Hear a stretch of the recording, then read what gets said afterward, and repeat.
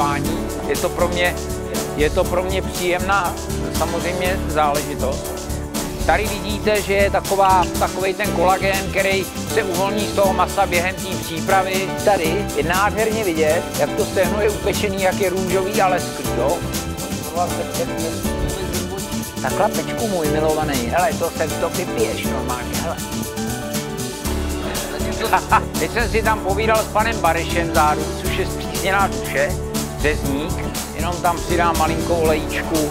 A ta voda, která si říkala, hurá, uteču tady vrchem, tak je ztracená, protože je zase vystavená tomu teplu.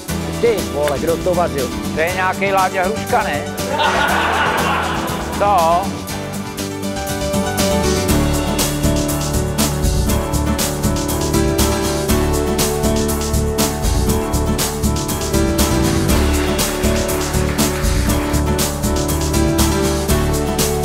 Já vám moc děkuju za pozornost, přeju vám veselý Vánoce, bohatýho Ježíška, hodně zdraví v novém roce a snad někdy zase nashledanou.